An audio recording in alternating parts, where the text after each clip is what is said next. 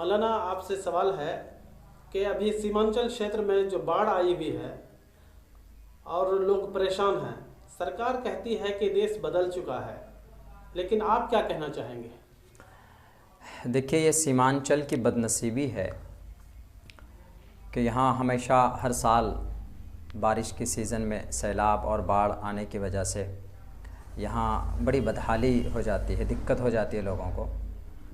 नेपाल करीब में पड़ता है और वहाँ बारिश का पानी बढ़ने की वजह से, वो फाटक खुलने की वजह से ये हमारा सीमांचल, अररिया, पूर्णिया, किशनगंज, कटिहार के अंदर बहुत तबाही आती है। आपने सन 2017 के अंदर भी देखा होगा कि कितनी तबाही आई थी और कितने लोग परेशान हुए थे। मगर हम अभी सरकार से ये कहना चाहेंगे कि बोलने से कहीं ज़्यादा इनको काम करना चाहिए। जब सैलाब आ जाता है, पानी से लोग तबाह हो जाते हैं, किसान धान रोप कर घर नहीं पहुंचते हैं, 2-3 दिन के बाद में सैलाब आता है, बाढ़ आने की वजह से उनका धान की फसल तबाह और बर्बाद हो जाती है।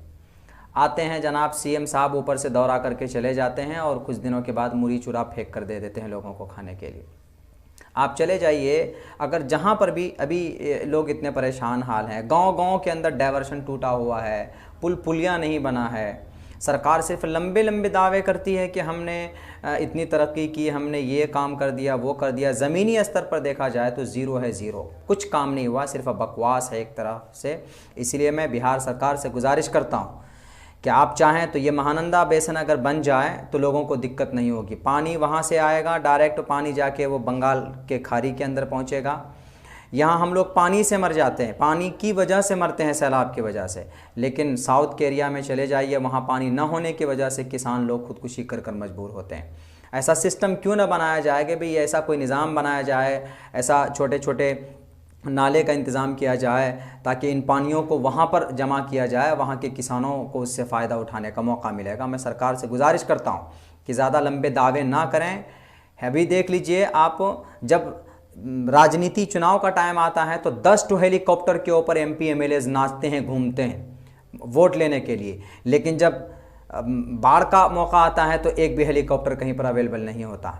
हमारे जो कि ब्लॉक के अंदर में एक भी कश्ती नहीं है, यहाँ पर कोई बोट नहीं है। लोग मर जाएं, डूब करके तड़प जाएं, भंस जाएं, कहीं पर चले जाएं, उनको बचाने के लिए इंतज़ाम नहीं होता। अभी हमारे ज़िला अध्यक्ष राशिद अनवर साहब ने एक घाट में बोट देने के लिए गए थे वहाँ पे प्रशासन के पास, लेकिन पुराने कुछ राजनेताओं, कुछ जो नेता हैं, उनकी वजह से वो बोट वहाँ पर नहीं पहुँच पाया। ऐसी गंदी राजनीति लोग करते हैं। जहाँ ज़रूरत होती है वहाँ पर कश्तियाँ नहीं पहुँचाते हैं। लाइफ जैकेट, अगर कोई डूबने लगा कहीं पे नदी में या कहीं तालाब में या बाढ़ की वजह से, उनको बचाने के लिए लाइफ जैकेट नहीं है यहाँ पर प्रशासन के पास, सरकार के पास। सिर्फ चुनाव करने के लिए, वर्चुअल रैली के लिए उनके पास करोड़ों रुपए होते हैं, हेलीकॉप्टर होते हैं। लेकिन सैलाब ज़दा इलाके के अंदर में जो लोग जद में हैं, हम हैं यहाँ पे, हम इस इलाके के अंदर रहते हैं, हमको पता है कि भाई सैलाब के अंदर कितनी दिक्कत होती है। कभी ये देखें, एक मरतबा आकर के 1 महीना रह करके देखें, इस सैलाब ज़दा इलाके के अंदर में अभी दूध का दूध, पानी का पानी हो जाएगा। इसलिए बिहार सरकार से गुजारिश करते हैं कि भाई इनका इंतज़ाम किया जाए आइंदा से, और फौरी तौर पर बोट का इंतज़ाम किया जाए, लाइफ जैकेट का इंतज़ाम किया जाए, हेलीकॉप्टर का इंतज़ाम किया जाए, ताकि अभी जो लोग तबाह बर्बाद हो रहे हैं, घर डूब रहा है, फसलें तबाह हो रही है, उनको नुकसान होने से उनको बचाया जा सके। बहुत अच्छा।